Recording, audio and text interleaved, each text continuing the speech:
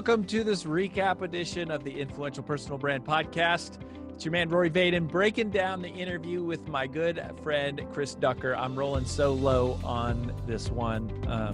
AJ couldn't be here, but I've known Chris for so long that I think it's apropos that I got a chance to learn from him and to just share with you, I think, some of my highlights from somebody who I consider a friend. And I think the first thing that Chris said that stuck with me was super simple, and it's related to something that we say-ish, like we talk about this concept a lot, but there was something about the way that he said it that really resonated with me in a fresh way. And that was this. He said, when you're building your personal brand, just focus on becoming someone's favorite on something, right? Like, so we talk about finding your uniqueness. We talk about, staying focused. If you have diluted focus, you have diluted results. So we kind of talk about it like from the lens of you doing the work, and our brand DNA experience is all about taking someone through these exercises to figure out what is their uniqueness, right? But when he said it that way, it's almost like coming at it in the reverse. It's thinking about from your customer or from your prospect's perspective, what could you be someone's favorite resource for? I mean, that's such a good question. We should probably consider adding that question. I mean, he didn't say it that way. He just said, become someone's favorite about something. But to translate it, I guess, to a practical question, and maybe we should actually include this, is it's so good, is to say, what could I become someone's favorite resource for? That causes you to ask the question. It's another way of coming at your uniqueness, but it also has the kind of the entertainment aspect of it, to be like, and the passion question of what do I love? What am I good at? What do I know so well that I could just, I could teach it in a way that so many people would absolutely just love it because I love it and I know something about it. So that's a question that I would encourage you to just maybe think about for the week. What is something that you could become someone's favorite resource for? And think about it as the consumer, right? As you think about, okay, who is my favorite person to follow that has spiritual messages? Who's my favorite person to follow that has financial information? Who's my favorite person to follow with technology tips? Who's my favorite person to follow in my industry? Who's my favorite person to follow on fitness and nutrition, and right? Another quote of mine, not a quote of mine, another one of my favorite quotes is from a guy named Scott McKain. Scott McKain is a mentor of mine, and he's a Hall of Fame speaker and a best-selling author and all that. And one of my favorite quotes from Scott McKain is, he says, mind share precedes market share. So it's almost like, the human brain, it's almost like there's like these, it's like a filing cabinet, right? And so we have a file for like, who's our accountant and who's our doctor and who's our eye doctor and all that stuff. And so it's, people want to be able to like put you in a file. They want to be able to like, when I have this problem, this is the person I call. So you want to reverse engineer that and go, okay, what is the thing that I want people to think of when they think of this, they call me. I'm their favorite resource for it. I'm their go-to person on it. I'm going to occupy that space in their mind. I'm going to work to own that question and to become their favorite resource, so that when they have a problem that they need solved, they're immediately going to think of me. Mind share precedes market share. So, but anyways, the way that Chris said it was, become someone's favorite about something. And I just thought that was super simple, but super fresh, and a different way of thinking about this all important idea of finding your uniqueness.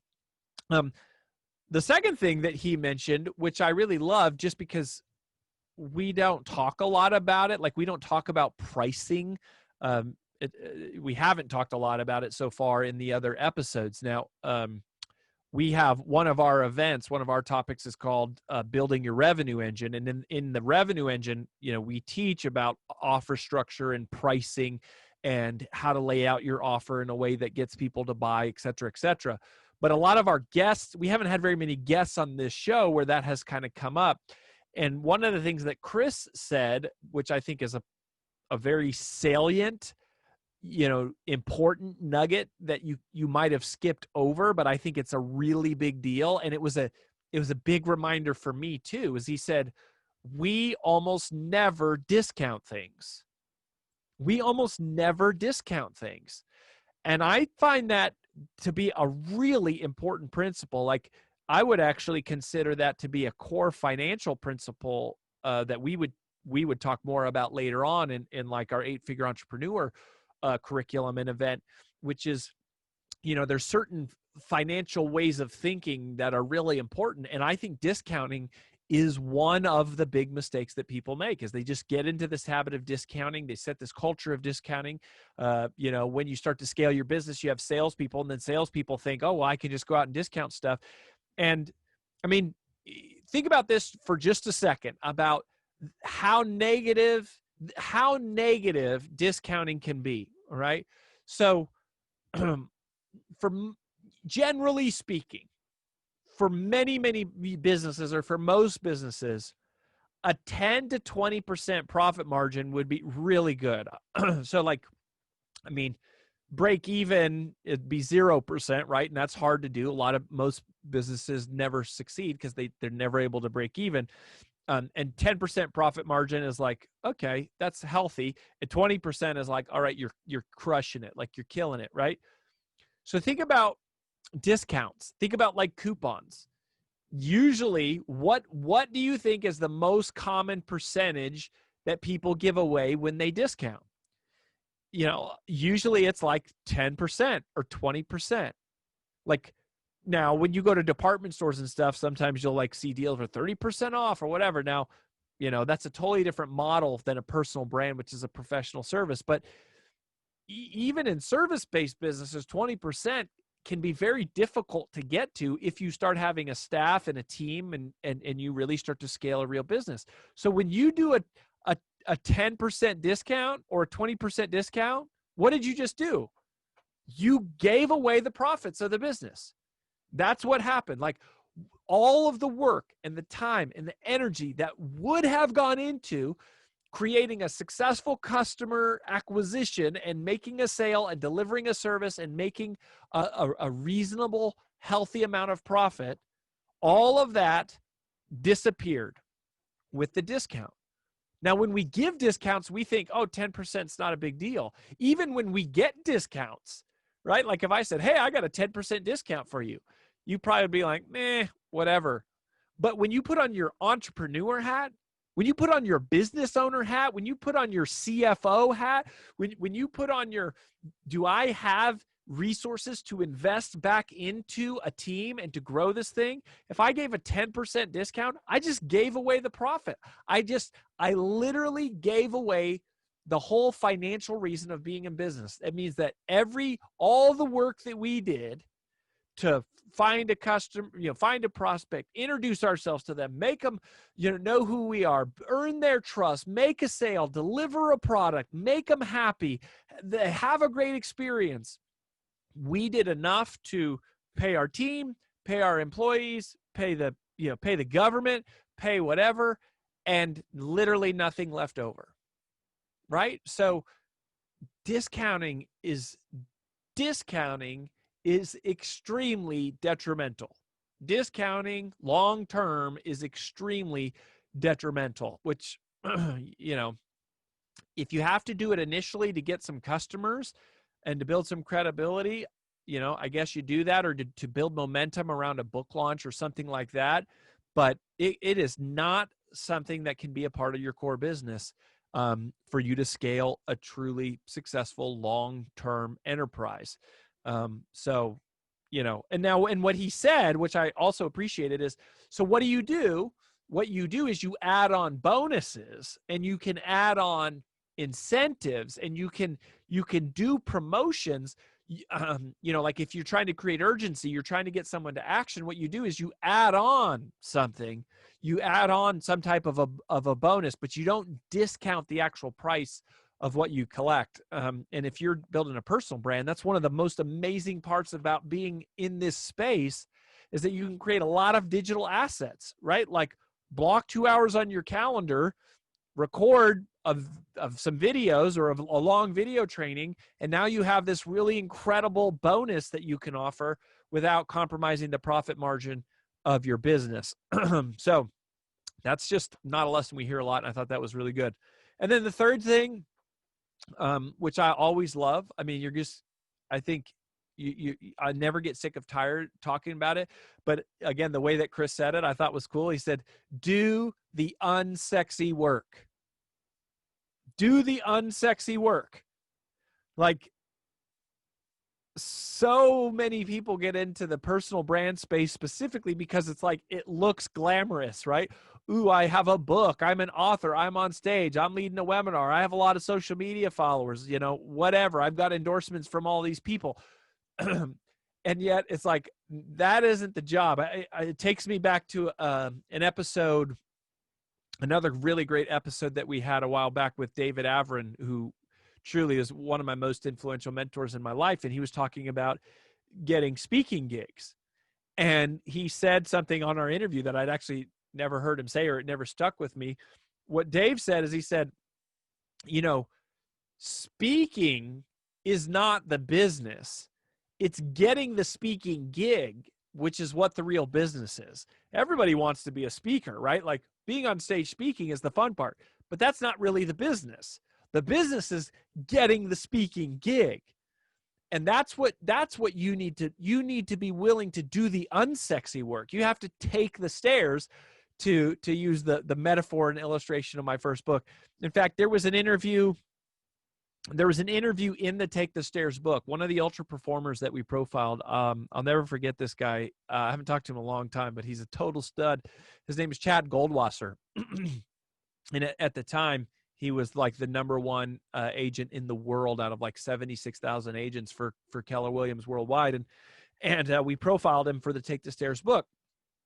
And Chad said, you have to learn to fall in love with the daily grind.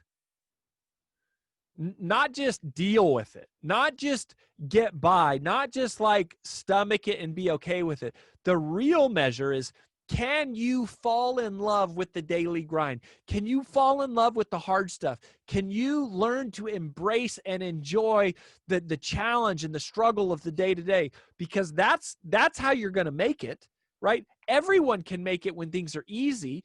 Everyone can make it when the economy is booming. The question is, can you do the work when things aren't going well? Will you do the unsexy work? Will you take the stairs? Will you fall in love with the daily grind? Because if you cannot, or you are not willing, I think maybe you should just pull the plug on the thing right now. Because that's what happens to most people. Most people hang around while it's fun, while it's easy, while it's super lucrative. And then it's like, the moment it gets difficult, they're out. But if you just resolve and decide and commit right now, and you say, I am going to do whatever it takes. I am going to become whoever I have to become. I am going to build the business in whatever way I have to build the business to get my message out into the world, because I believe that is the calling for my life. And I am going to be driven by purpose and driven by calling, and not driven by financial incentives or what is easy or what is convenient. If you can make that decision right now, you will make it. You will make it. You will simply outlast everyone. You'll figure it out. You'll stay the course. Succeeding in this business, and really in any business, isn't rocket science. It's about commitment and determination and discipline. The same thing we've been talking about with Take the Stairs ever since I've stood on stage. Is that discipline. And you hear these people come on like Chris Ducker and say it.